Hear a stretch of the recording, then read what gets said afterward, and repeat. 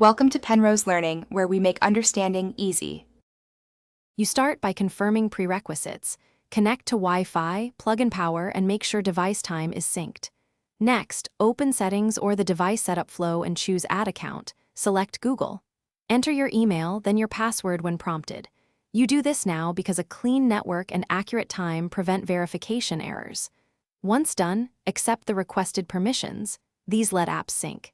If you have two-factor authentication, prepare your phone or Authenticator app to approve the sign-in immediately. After signing in, you must complete the verification step.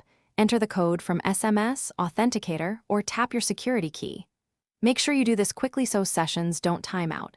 Then choose what to sync, toggle contacts, calendar, Drive, and Gmail as needed. Syncing now avoids later duplicates. Also check Google Services settings like backup and location. These affect privacy and battery. If a prompt asks to set a device lock or PIN for account protection, accept it to secure account access. Finish by verifying the account appears in Settings right arrow Accounts and open Gmail or Play Store to test. If data hasn't synced, go to Account Sync Settings and tap Sync Now. Waiting longer sometimes helps, but Force Sync resolves most issues. If sign-in fails, clear the Google Play Services cache, reboot, and try re-adding the account. Ensure device time and network are correct. One key troubleshooting tip: disable VPN or proxy during sign-in because they often block verification codes.